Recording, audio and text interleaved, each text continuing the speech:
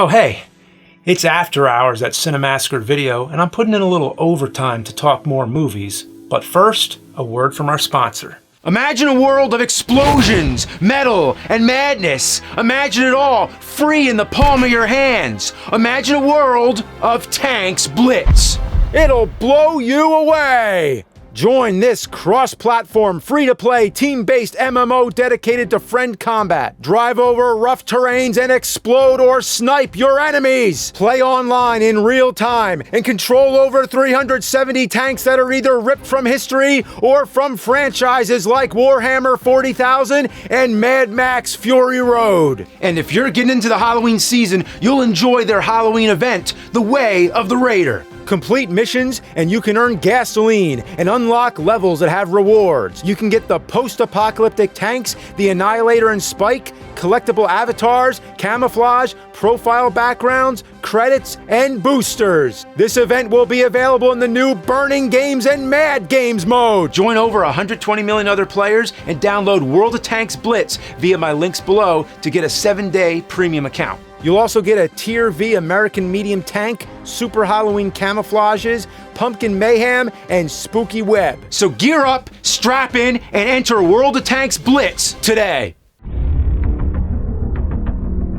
When I was a kid, I would save my money to collect classic monster movies on VHS. That was my thing. I think it was the equivalent of collecting comic books. I was always aware that the appeal of the classic monsters eludes some people. The general criticism is that these movies are not scary. I never understood, why are they supposed to be scary? Sure, when they came out in the early 30s, audiences were shocked, but by the 40s, they were already being played for pure entertainment and escapism from the real horrors of World War II, and after, they were being played for comedy with Abbott and Costello. But nowadays, in the mainstream, if these movies don't invoke some kind of loving nostalgia, they only invoke notions of being outdated. Well, then let's look to what is popular now. Superheroes, especially the Marvel Cinematic Universe. May I ask, who was the first to do a cinematic universe? Well, Universal Studios, of course. They introduced the monsters in standalone films and then put them together. It wasn't a calculated strategy back then and continuity was real loose, but it's safe to say Universal pioneered the cinematic universe while Marvel perfected it. But the connection runs much deeper, and these two franchises have much more in common than most people think. I believe the reason why I love the classic monsters is the same reason people love superheroes. They're good stories with endearing fantasy characters. So let's talk about why superheroes are like classic monsters, and not just Marvel, but DC and anything else. Also not just Universal monsters, but all classic monsters. Stan Lee openly stated that the Hulk was inspired by the Frankenstein monster. The physical appearance is obvious. Both are giant brutes with great strength, box-shaped heads, and both began with a dull gray color before becoming green. In the original films, the Frankenstein monster never actually was green, but nowadays that's how he's usually depicted. The Frankenstein monster is powered by lightning, while the Hulk is powered by gamma rays. Both are constantly running and fighting against large groups of people. With Frankenstein, it's villagers. With the Hulk, it's the army. Both are good at heart, but can be unruly and lose their temper while fighting against the people who shun them. I would also suspect the Hulk has a lot in common with Jekyll and Hyde and the Invisible Man. They're all scientists whose inventions turn them into who they are now. And much like the Wolfman in the early Hulk comics, he would make his transformation only at night. Really, the Hulk is like all the Universal monsters rolled into one. And come on, is it any coincidence that there's another scientist named Igor, and one of his rivals is General Talbot, like Larry Talbot, who's the Wolfman, the rival of the Frankenstein monster? Loving tributes for sure. But now, let's talk about Batman. Bob Kane, who co-created along with Bill Finger, claimed to be inspired by a creepy mystery film from 1930 called The Bat Whispers about a hooded criminal, but it was a remake of a 1926 silent film, The Bat, by the same director, Roland West. This one has far more similarities to Batman, with the character wearing not just a hood, but a bat mask with pointed ears. He climbs to the roof with a rope, Just like Batman with the grappling hook, he writes messages that end with a bat logo and a shape of a bat appears in a spotlight. It's very possible Bob Kane could have been remembering this film, or that Bill Finger could have seen it. It's also worth noting that Kane said the face of the Joker was inspired by a photograph of Conrad Veidt in another silent film, The Man Who Laughs, from 1928. And looking at them side by side, there's no question about it. The character Gwynplaine was supposed to have his face disfigured, his mouth slashed, creating a permanent smile. And the idea of a slashed mouth came full circle with Heath Ledger's Joker in The Dark Knight. And to further cement the connection, there is a Batman comic called The Man Who Laughs.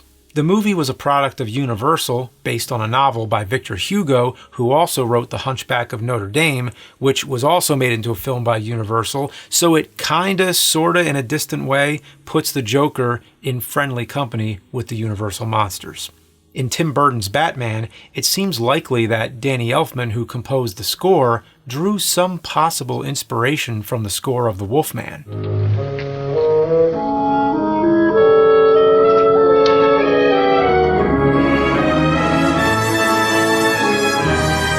Also, Arkham, the fictional town in the stories of H.P. Lovecraft, became the name of the asylum in the Batman world.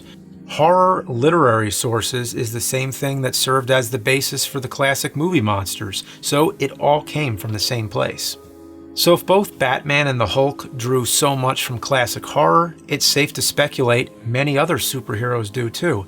But it's not just the trivial little connections, it's the main tropes and fundamental story elements that, to me, feel very similar. They're often set in a fictional city or town, which feels like any common place, but isolated from the rest of the world. For Batman, it's Gotham City, for Superman, it's Metropolis, and for the Universal monsters, it's often a fictional European village like the village of Frankenstein and Vasseria. The main character is often motivated by the death of a loved one. For Batman, it's his parents. For Spider-Man, it's his uncle. And for the Mummy, he's mourning the loss of his mummy girlfriend and princess, who, depending on which movie, he's either on a mission to resurrect or protect from the archaeologists. An even better example is The Invisible Man Returns. His brother is murdered and he becomes invisible to search for the killer. That sure sounds like a superhero story to me. Less common is the story of the condemned hero, sometimes referred to as an anti-hero like Spawn. He's sent to hell, but is resurrected to find his loved one. That sounds a lot like the Mummy. He's buried alive for his sacrilege, only to return in search of his beloved princess. Dracula has also come back from death in what could also be perceived as an unholy alliance with the devil and all things evil.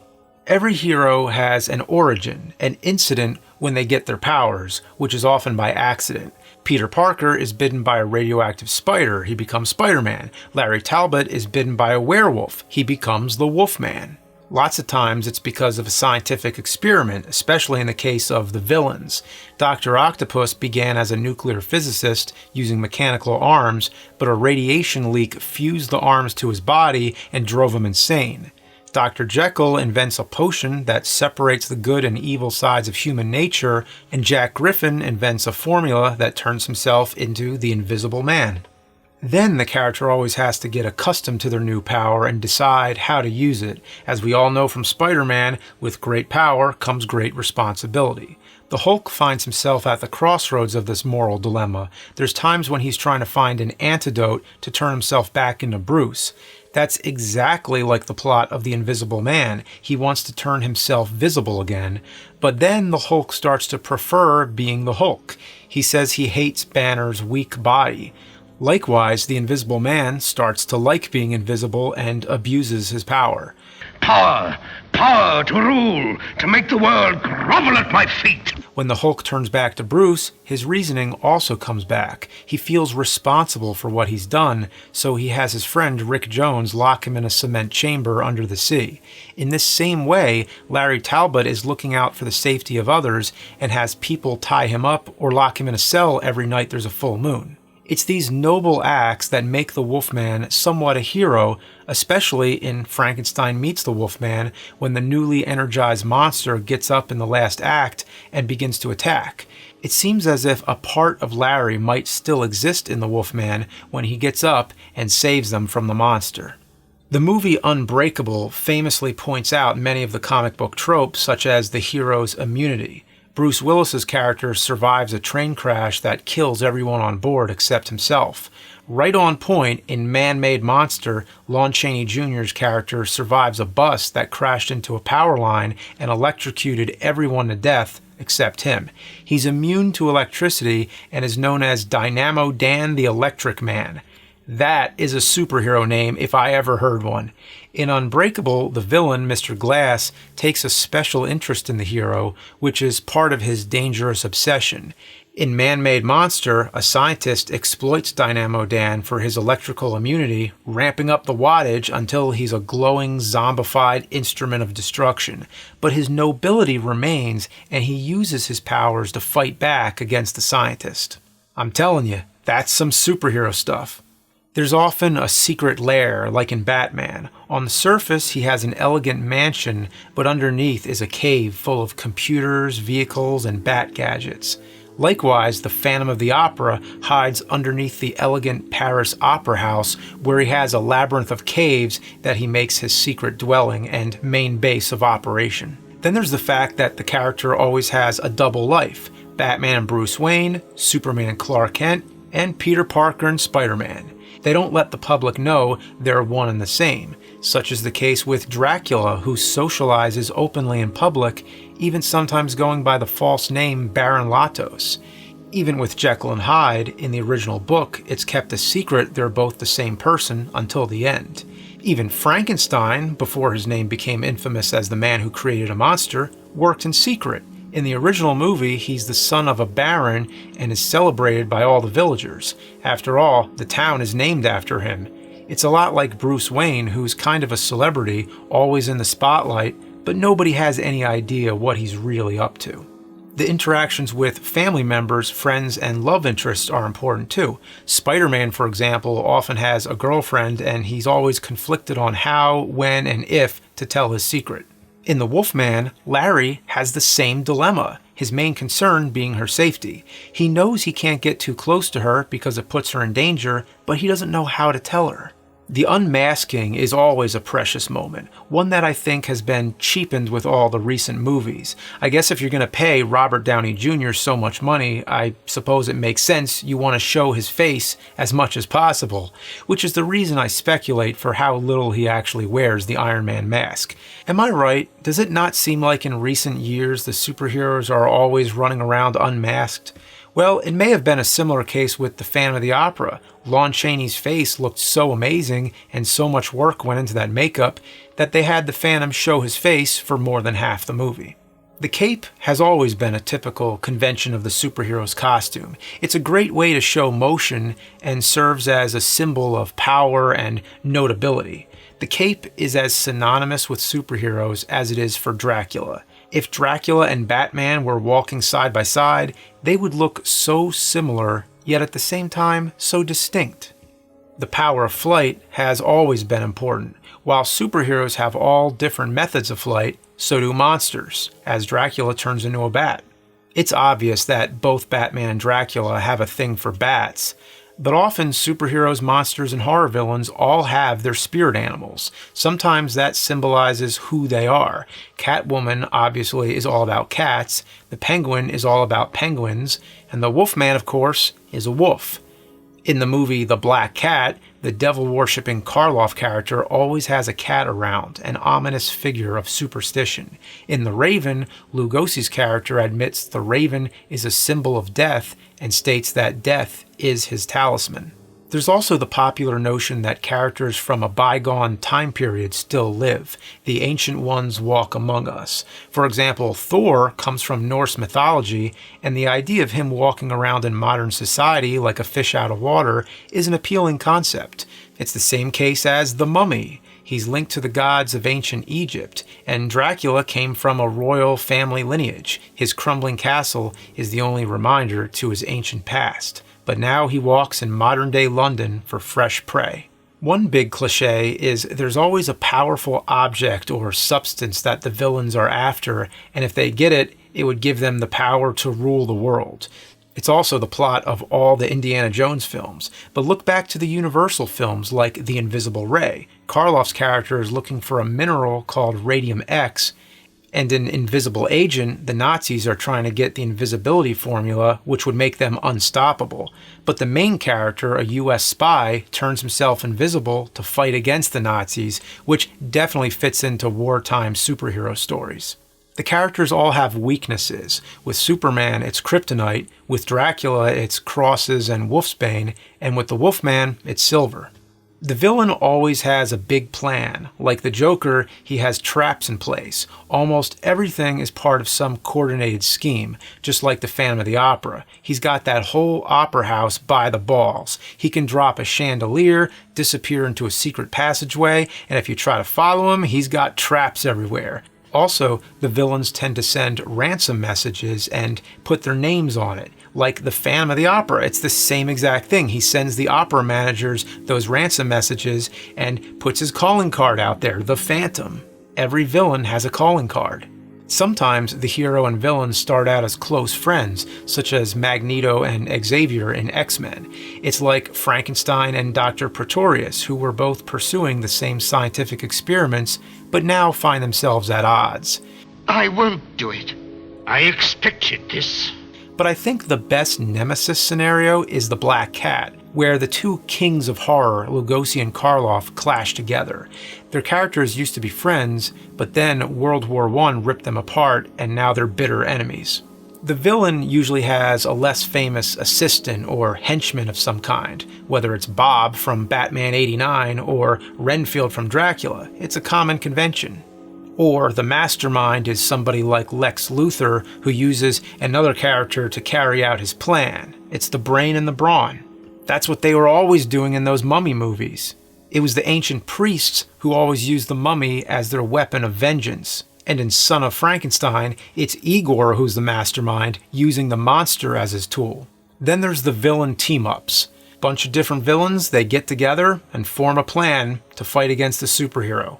Dracula and Frankenstein working together? Oh my. Then there's the empowered villain, the main villain who often reaches his full power at the very end.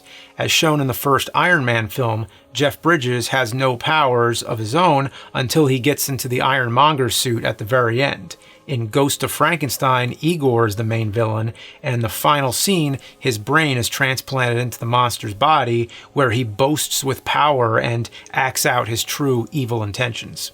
I'm deeply enjoying the suit! I have the strength of 100 men. I, Igor, will live forever. Then there's the explosive ending. Especially with any modern superhero movie, everything's always got to blow up in the end. That's exactly what Universal did most of the time. The monster wrecks the place, everything explodes, the castle crumbles, the end. And in the end, nobody ever truly dies. Monsters and superheroes are indestructible. Superman's been killed and brought back, such is the case with all the classic monsters. They die, and then they come back, film after film, time and time again. I'm not a huge comic book expert. I only scratched the surface and stuck to the obvious examples. But think of all the other comics out there. I believe there's tons more connections out there waiting to be discussed. So if anyone says the classic monsters aren't scary, I say Batman isn't scary either. But I like the stories. The problem is the horror label. They aren't really horror films in the same way as The Exorcist and Halloween. And if you can't imagine the monsters as comic book heroes and villains, look no further than the Marvel comics of the 70s, like Tomb of Dracula, Werewolf by Night, Man-Wolf, The Monster of Frankenstein, and supernatural thrillers featuring The Living Mummy, The Invisible Man, and Jekyll and Hyde. I feel these characters should be adapted in all shapes and forms time and time again. If they can escape their horror trappings, they have just as much potential as comic books. Good stories, good characters.